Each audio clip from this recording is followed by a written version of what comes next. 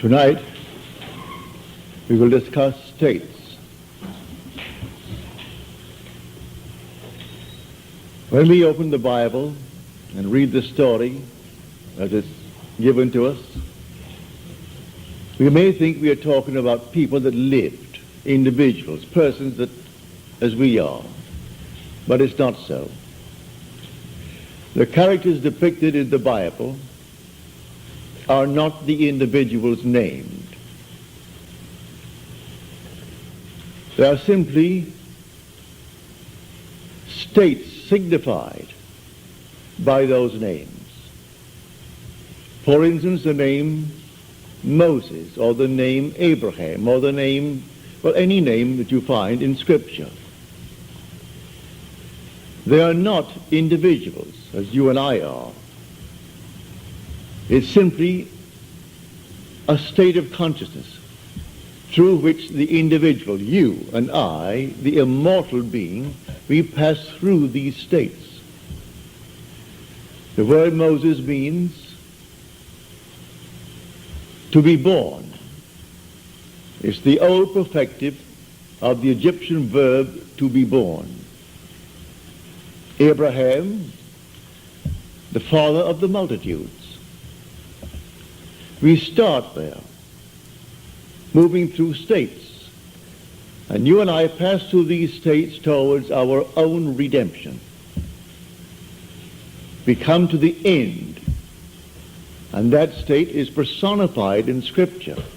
And men take the personification and worship it as a person, stick it on the wall, and then cross themselves before it and genuflect, not knowing that these are states.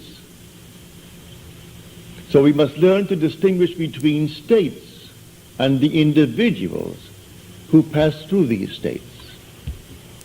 These states are eternal. They are forever. You are an immortal being, and you move through states. The states remain permanent forever. You pass on. We change states. The states do not change. We change states. But we, the individual, we are forever. It's like moving through a city. The city remains, but we pass on. To think that because we have left the city, that the city has ceased to exist would be stupid. The city remains, and we go on. We pass from one state to another state, and finally we come to the end. That end is described in Scripture as Jesus. But that's a state. You are the immortal being passing through states. And when you come to the very end, you are in that state. It was predetermined. It was shown all of us before we started. Shown us in the state called Abraham. We saw it all in detail. And if we entered it reluctantly or not, who knows? Paul tells us that we were made subject unto futility, not willingly, but by the will of him who subjected us in hope. And the hope was that we would obtain the glorious liberty of the sons of God. So we were told that it was not altogether a willing subjection on our part, but we kept the divine vision, as Paul said, in time of trouble.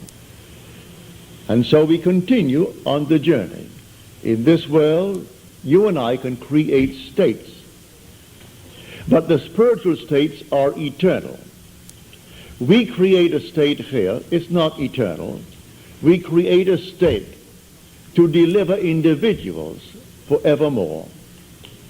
I create a state. Somebody asks me, will you hear that I am? And they name what they would like to be.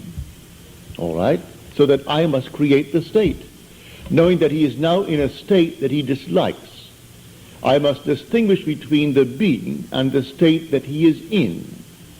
So I see him unemployed. All right? So he's unemployed. And he wants to be gainfully employed. There's nothing wrong in that.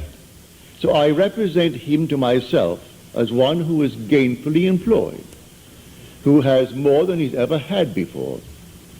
To the degree that I am self-persuaded that he is what I have now imagined him to be, to that degree he will actually become it. I move him out of one state into another. But that state into which he fell remains for anyone to fall into it. And all can fall into it at the same time, for that matter. He's not the only occupant of the state of being unemployed. There could be millions being unemployed. And there could be millions who desire to be out of it. Many who are unemployed have no desire to be out of it. They prefer to be on welfare. That's their desire. Perfectly all right. But if someone desires to be gainfully employed and to leave the state of being unemployed, you and I can create that state. Well, how do I create the state? By using my imagination. Imagination is not a state. It's the human existence himself. You are all imagination. And God is all imagination. You are God. And God is actually within you as your own wonderful human imagination. Now, these permanent states of the soul, these spiritual states, they remain. You and I pass through them towards our own redemption. But in the interval, we meet a friend, and the friend is in need of help. And the help is to move him out of the state. I couldn't give him money, but as Peter said, silver and gold have I not for thee, but such as I have give I unto thee. And he creates a state and takes the man from being a beggar, who's always begging on the corner, and puts him into a state where he jumps up with joy. He's now employed, not begging for money. So he didn't give him coins. He simply gave him a new state of consciousness. So I take you as an individual. I represent you to myself as the one that you would like to be. The one that I, if I were in your state, would like to be. I make it fit within what is known as the golden rule. I do unto others as I would have them do unto me. If I were in that state, would I like to be in some better state? Certainly. Well, then, do it to another. And so if he asks it of you, you simply represent him to yourself as being gainfully employed, or if he is unwell, as being well, or if he is not, if he wants to be married and he can't find the proper mate, then in your mind's eye you assume that he has found the proper mate. Whatever it is that is a normal, natural request that is not in conflict with your own moral, ethical code. And you create a state. This state, then you lift your individual into that state. Well, how do I do it? I carry on a conversation mentally with that friend from the basis that he is in that state. He tells me how happy he is with his new job and how much he's making. I see him in my mind's eye radiant. Well, then, am I self-persuaded that this imaginal act is a fact? Do I really believe in the reality of what I've done? Do I believe that imagining creates reality? I do. Well, then, to the degree that I am self-persuaded, he becomes the embodiment of what I've imagined him to be. These are states.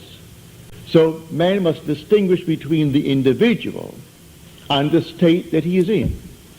So Blake said, I do not consider the just or the wicked to be in a supreme state, but to be every one of them states of the sleep into which the soul may fall in its deadly dreams of good and evil, when it left paradise following the serpent of generation.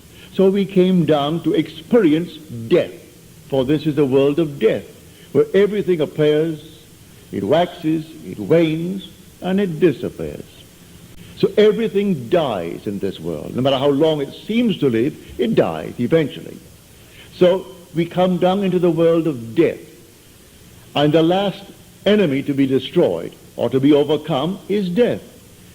I enter death and then conquer death to prove that I cannot die. I am an immortal being, for I am all imagination.